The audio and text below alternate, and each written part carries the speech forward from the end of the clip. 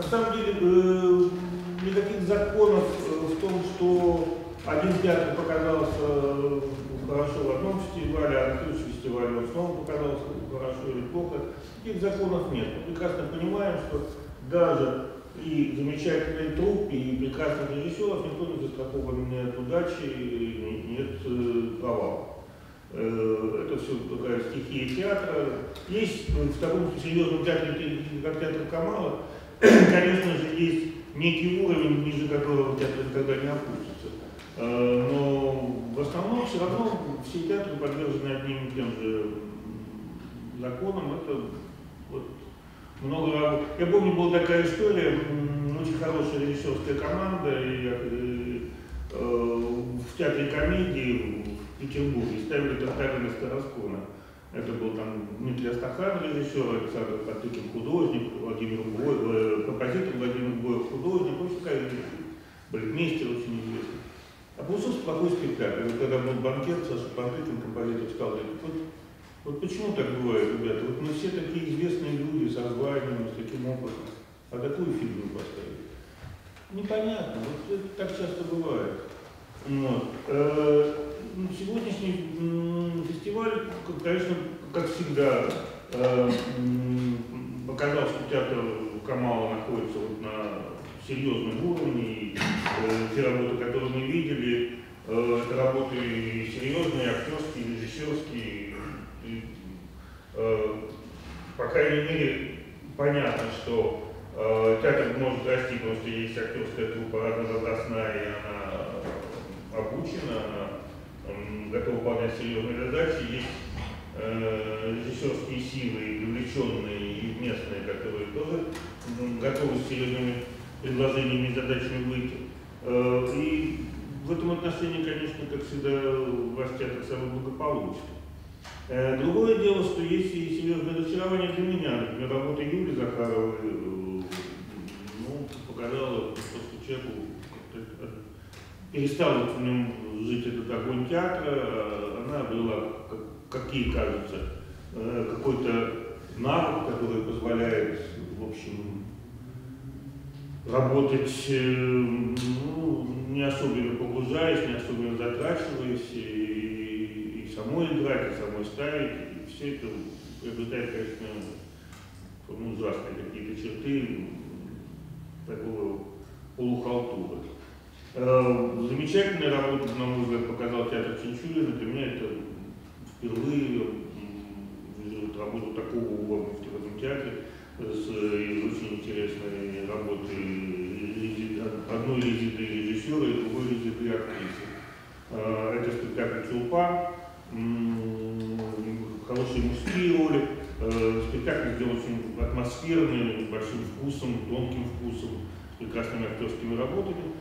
То есть, если на прошлом фестивале у нас какие-то были достаточно серьезные претензии к театру Поэмарку, то здесь, в общем, как-то все отметили и рост, серьезный рост режиссера Резиды. Хорошо, что НИЯС стал привлекать спектакли не только Татарстана, но и спектакли из других стран, республик.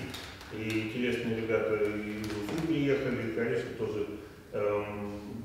неравноценные работы показали, но их работа с современной драматургией, разные подходы к театру, то есть там есть и театр променад, то есть там, где зритель ходит и разные истории смотрит, и театр по современной пьесе, и композиции по Бродскому. На мой взгляд, композиция по Бродскому не очень удалась, но пьеса Шульгина «Колбаса и фрагменты», пьеса замечательная, Шульгин очень интересный драматург, молодой ученик Николая Коляды. Они нашли какой-то ключ, нашли способ существования, какой-то театр любительский, и это те любители, которые вот сейчас как бы решают проблему перехода из театра непрофессионального все-таки в театр, который займет свою нишу в городе, не муниципальном, не муниципальной студии. У них этот вопрос сейчас решается. странность, есть еще такая странность, связанная, например, с Нижнекамским театром, потому что мы говорили, когда обсуждали спектакль, что участие в этом фестивале, оно же не обязательно. И нет смысла за 4 дня делать спектакль для того, чтобы его повести молодого режиссера на фестиваль. Какой смысл? И, то есть ты привозишь даже не полупродукт, какой-то четверть продукт, прекрасно зная, что он ущербен, что он уязвим, что он недоделан, но надо же участвовать в фестивале. Зачем надо участвовать в фестивале в таком случае? Конечно, в каждом театре, я говорю на обсуждении, что в каждом театре есть какие-то спектакли, которые совершенно не обязательно показывают критикам, ну, такое исподнее белье театра, везде есть такие спектакли. Но привозя на фестиваль, это становится таким не очень приятным достоянием и для обсуждения, и для замечаний, и я не вижу никакого в этом смысла. Пропустили год. Но зато появились и показали замечательную работу, там подготовились. Я скажу, что большой удачей фестиваля стал привоз спектакля Коли Чинара, театр мастеровые, Метьевский, да?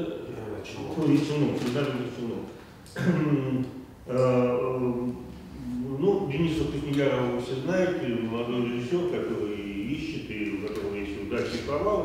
Но это режиссер, который серьезно погружен, поглощен театром, он сделал очень хороший спектакль, в котором сумел раскрыть актеров. Он актерски интересен, глубок, серьезен, и в силу того, что я являюсь директором фестиваля театров малых городов России, я буду рекомендовать этот спектакль на фестиваль, который будет в этом году проходить в городе Вольске, Саратовской области. Силовой план не входит же? Силовой план населения не входит вроде? Нет, понимаете, есть два подхода. Надо будет войти. Да, нет, два подхода есть на самом деле. Дело в том, что малый город по-российски, по меркам финансирования города, считается там до 100 тысяч. А у нас, поскольку у нас есть устав, который с Евгением Мироновым мы когда-то делали для фестиваля, и положение устава, то положение наше сказано, что малым городом для нас является любой не столичный, не областной центр. Поэтому мы можем брать Новокузнецк, который побольше, чем Набережные Челны, или Магнитогорск, огромный город, но он все равно не является областным центром, областной центр теряется. Но это спектакль, и вообще вывести такой спектакль, конечно, показать возможности труппы, это замечательно, тем более, что этот фестиваль малых городов России, победители этого фестиваля привозятся в Театр наций и за счет Театра наций и показываются в Москве, куда собираются ведущие критики и театральная общественность. То есть, если этот спектакль прозвучит хорошо на фестивале, то даст возможность театру как-то и позвучать из Челнов, и все это становится еще дополнительными какими-то инвестиционные вопросы решает тоже, потому что тогда можно просить какие-то деньги, это всегда не лишнее. Чтобы не перечислять всех участников фестиваля, сейчас важно сформулировать очень хороший, на мой взгляд, спектакль Узбекистана. Это очень правильное решение было дирекции фестиваля довести спектакль, да еще не государственного театра, театр достаточно молодой, но очень серьезный, и такой встреча с большой актрисой и с каким-то таким графически прекрасным спектаклем, тоже, по-моему, хорошая история для фестиваля. Просто тут есть разные подходы к фестивалю. Вот то, что, например, фестиваль малых городов России, в чем его прелесть? В том, что мы привозим все театры на полный зал. Фестиваль идет 7 дней, то есть все театры 7 дней находятся на фестивале. И за эти 7 дней, помимо спектаклей, что они смотрят друг друга, проводится мастер-класс. Вот мне кажется, что фестивалю, если есть такая возможность, хотя бы не на весь срок, а там на 4 дня, но провести мастер-классы и провести, несмотря на то, что, конечно, во время Навруза очень много успевается, мастер-классы и Юральщица проходит, и другие мастер-классы, но здесь, например, если собирать молодых режиссеров, то, может быть, сделать не актерский какой-то семинар, а встречу с каким-то известным режиссером, там, с Адольфом Шапиром, может быть, или Сергея Новача привести, чтобы поговорить с молодым режиссером о сегодняшней ситуации в театре, о сегодняшних каких-то движениях, привести, может быть, кого-то из известных критиков, которые следят за ситуацией за рубежом и понимают, в каком направлении движется современный театр. Привести, может быть, режиссеров известных режиссеров из Турции, из Азербайджана, и тоже составить какой-то диалог. Мне кажется, что вообще любые воркшопы и мастер-классы, это любые образовательные вообще программы, связанные с фестивалями, они более важны, не менее, по крайней мере, чем просто представление спектакля. То, чем мы занимаемся, как бы не имеет пределов совершенства.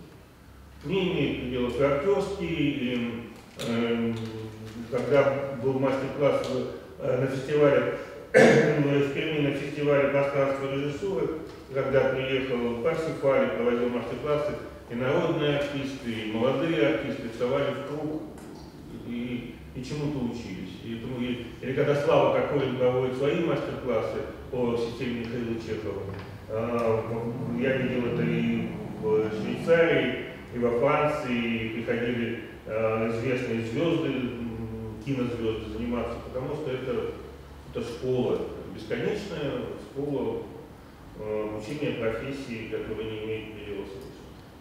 Но в целом фестиваль, по-моему, случился, и какие-то разговоры после спектаклей. Мало того, все-таки появление угла в вашем городе, это тоже такое важное дело, потому что там много собирается молодых, они что-то пытаются делать. Я вчера посмотрел эскиз, который делал артист, эскиз по сказке «Угол Тукаместа», делал это Центр современной драматургии, который тоже теперь есть в Казани, и это замечательно. Все вот создание такого бесконечной большой инфраструктуры, связанной с театром, это все подготовка каких-то сил новых. Я уверен, вот мы сегодня говорили с Ильгином о том, что вам надо создавать курс при театральном институте, курс татарской драматургии. Вот как это сделал Калида в Екатеринбурге, набрал всех кривых, косых и всяких, и начал внушать, что они все гении. И они в это поверили и начали писать. Понимаете, если этот бульон заваривать, и мясо появится. Мне кажется, что надо просто создать при театральном институте курс, набрать его, чтобы они писали, много работали, и еще один год, и все, потому что все равно эта проблема вечная, но мы уже сегодня перечисляли, что вот кандидатам сколько, 8 лет существует, 9 лет, не больше, но уже 10-12 имен всероссийских, уже из них там 4 имени международных, а все это люди из каких-то деревень, и просто потому что в них поверили. Я рассказывал, что приехал из Улан-Удэ тот самый Болот Шайбазаров. Он по-русски плохо говорил. И все, ему закончил. Сейчас один из ведущих драматургов, талантливый человек, интересно раскрылся. Интересный там парень, я присылал пьесы Фариду там что-то понравилось, что-то нет, но Ташимов тоже, значит, он из Челябинской татарской деревни, знает язык, пишет на русском, но у него все время есть какое-то желание там осмыслить и понять какие-то корни. И вот если сейчас ставятся по всей России, пещерные мамы просто там 5 или 6 театров. Поэтому, мне кажется, надо втянуться в эту историю, вот сделать этот курс татарской драматургии. Появятся ребята, придут, может быть, сделать драмы, кино, сделать там, сценарии, пьесы. и это подкупит, и придут люди, которые начнут писать и будут писать. И сейчас уже вот и Каледа сам где-то у себя появляется, потому что преподает Олег Багаев, его ученик. И уже огромная вот эта среда этих ребят, уже кто-то из этой среды выучился на режиссера, сделал свой маленький театр. Это все-таки, понимаете, чем нас больше, тем лучше, тем меньше времени на всякую войну, хрень и бессмыслицу. Потому что все-таки театр — это, по-моему, самый главный институт, одни уже вокруг театра, а мы в целом. И этим надо заниматься, этим фестивалем. Вот часть этой большой программы захвата мира театра в этом отношении он свою функцию выполняет. Спасибо. Сан Саныч. При первом взгляде на афишу этого фестиваля у меня была ощущение некоторого сумбура. Потому что я понимал, что так фестиваль создавался как фестиваль молодой литературской режиссуры, потом стал молодой язычной режиссуры. Сейчас я посмотрел, думаю, как-то, в общем, все это переходит в какое-то странное такое, вроде бы, что при чем, да, во все в одну кучу набросано, и как-то подумал, не теряет вообще этого смысла, не теряется смысл за этим вот расширением пространства. Вот, работая здесь неделю, я понимаю, что это очень правильная история, очень правильная стратегия такого постепенного завоевания мира, отдельно взятых маленьких фестивалей. Это очень важно именно сегодня, вот, когда Запад и Восток так как-то не очень не очень могут найти общий язык, с некоторым смотрят друг на друга с некоторым вопросом в глазах. Вот это вот нынешняя ситуация, в конце 2015 года, это соединение Запада и Востока, это общий плавильный котел, который в программе этого фестиваля является, она, по-моему, очень правильна со всех точек зрения, с точки зрения эстетической, с точки зрения политической, с точки зрения идеологической, какой угодно. Тем более, что это фестиваль не выставка достижений народного хозяйства, это не золотая маска, это даже не лучший представитель малых городов. Это в многом смысле такой фестиваль исследований, фестиваль лаборатории. Да? Нет, и, конечно, порой мы с Олегом Семеновичем смотрели два подряд, прямо скажем, не самых выдающихся спектакля, которые, вы знаете, вытягивают силу и жилы из тебя страшнее, чем что бы то ни было. Да, как стонем и плачутся друг другу. Но тем не менее, хорошо, что есть какие-то выдающиеся спектакли, которых было немало, естественно, с какими-то совершенно провальными. Если есть разговор, этот разговор, я уверен, не то, что вот я так глубоко, так серьезно думаю о себе, мне кажется, что это общий разговор, который происходит здесь, на обсуждениях, в кулуарах, вот эта вот обязательно фестивальная тусовка, как говорят сегодня, она, вот я вижу, как она какие-то всходы дает. Скажем, как поговорили в прошлом году после театра Тинчурина с Резидой, да, не факт, что мы так не повлияли, тем не менее какой-то очевидный шаг вперед сделали. То, что я точно знаю, в прошлом году посмотрели спектакль театра «Акт Антигона», который был таким таким полулюбительским домашней радостью. В этом году театр «Акт» показал, на мой взгляд, мы его по-разному приняли нашу комиссию, тем не менее, кажется, в любом случае, как ни относиться, был громадный шаг вперед для этих ребят. Вообще, по-моему, это серьезная и интересная работа, для меня она в числе наиболее верхней части моего личного топа этого фестиваля. Вчера встречаем Дамира Сарензянова, Дамира Сарензянова встречаем как раз в театре Тинчурина. Он нас бросает, а вот в этом году не было новых работ, которых он в прошлом году получил немножко по шапке. Вот я теперь готовлюсь, что на будущий год, может быть, там пригласил хорошего художника, не знаю, уже Челнов. Надеюсь, что в будущем уже привезу что-то серьезное. Так всегда теперь не хочется приезжать. Понимаете, это вот, это все следствие этой самой истории. Вообще, я так понимаю, что когда не я с Фаридом это все дело затевали 7 лет тому назад, такого понятия, как молодая литературская режиссура, она как-то, на мой взгляд, существовала, да, де-факто, де-юре. Но де-факто ее она была как-то курс. Его вообще не было. Первый режиссер получил курс. Это был парад, это вообще был одноразовый проект. Был показ. Я прочел, да, прочел. Но тем не менее, сегодня, через 7 лет, можно действительно говорить о явлении. Потому что есть это явление, молодая литературская режиссура. Есть Тергиз, который показал 2 замечательных спектакля, Глеб Иванов. Это просто для меня было какое-то откровение. По поводу того, что происходило на сцене, по поводу того, что происходило в зале. Как правильно сказал Лаевский, что это действительно какое-то ощущение утерянного рая, которое в российском театре ни в одном, ни в малом, ни в большом, да, ты пережить не можешь. Это потрясающее единение зрительного зала. Кстати, вчера это было, Тинчурин, то же самое, эти тоти, которые переходят из зала. со сцены в зал и обратно, и то, как реагирует. Это вот ощущение традиции, живой традиции, не заклинания. Мы продолжаем традицию. Ведь если объявить тебя пустота, абсолютно не эмоциональная, не времени пространство, существующее нечто. Один живая традиция, которая живет на сцене, живет в зале, и живет в этих вот тонких вольфрамах, двух нитях вольфрама, которые соединяют сцену и зал. Так что много было всякого разного, много было удачного. Олег сказал уже о каких-то главных удачах. Я соглашусь, что могу еще сказать о потрясающем эффекте, который произвел спектакль «Майну Ривз» на меня. Мне кажется, это мощнейшая, интереснейшая работа. Очень любопытный. Я много слышал про это, но впервые увидел спектакль «Колбаса фрагменты», который, конечно же, такой серьезная, очень серьезная работа, и открыла мне живую, я новый любопытный коллектив, который действительно сейчас находится на переломе, и дай бог, что они двинулись в сторону профессионализма, а не в сторону таких прекрасных любителей. И, конечно же, я с вами говорю, что это случайность, но он, конечно, хитрый человек, конечно, не случайность. Очень здорово, что каждый день был как-то вот вокруг чего-то группировался. У нас был день петербургской режиссуры, день, условно говоря, невразумительного детского театра. Это был тоже повод поговорить, да, потому что, ну, что же для наших детей. Это началось с упомянутой Юлии Захаровой, да, как-то детское искусство здесь не очень прозвучало. Это очень жалко, потому что, ну как, мы сегодня должны, вы все вместе, да, думать о том, что кто будет исполнять эти залы через 15-20 лет.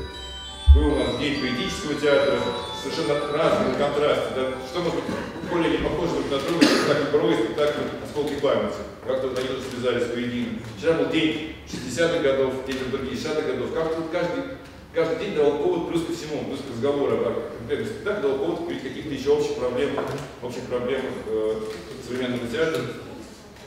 И вообще я смотрю, что так вот, у меня мое ощущение, и угол, и театр «Акт», центр современной драматургии, какая-то движуха прекрасная, театральная, в хорошем смысле слова, происходит в Казани. Я просто чувствую, как она, даже по сравнению с прошлым годом, есть чем сравнить. Как все вот, как постепенно какие-то возникают новые люди, новые имена, новые режиссеры молодые, артисты начинают ставить. Публика в зале, которая собирается в том же углу, это вот не театральная публика, которая приходит в театр Камала. Потом, в следующий раз они придут на Джармуша, а потом после Джармуша пойдут на Игоря Абатова. Это же такой путь, да? И вот в Ижевске я как тоже знаю, не наслышка, что там какая-то... В общем, очень здорово, что, несмотря ни на что, чем нам хуже, да, тем нам лучше. Несмотря ни на что, да, у нас как-то вот по поводу всего того, что происходит вокруг, конечно, особых радужных мыслей не питаем, но по поводу того, что происходит в театре, как-то вот очень все здорово, очень оптимистично. И я с своим студентом, который набрал в этом году, какие же счастливые ребята, что вы начинаете заниматься в ходе профессии, вот такое прекрасное время, когда столько всего, когда такое разнообразие потрясающее, когда рядом могут существовать на одной афише спектакль «Бровь», спектакль «Осколки памяти», и они как-то не отменяют, а дополняют друг друга, потому что они совершенно из разных вселенных.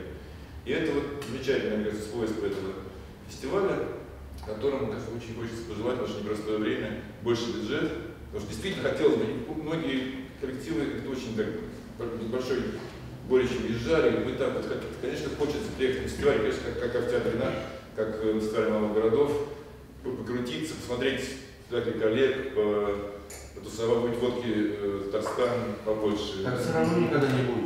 Почему не будет, Саша? Ну потому что малых городов проводятся в городах, где там можно найти жилье 800 рублей. А здесь Казань. Понятно, но тем не менее, мечтать не вредно. Мечтать не вредно.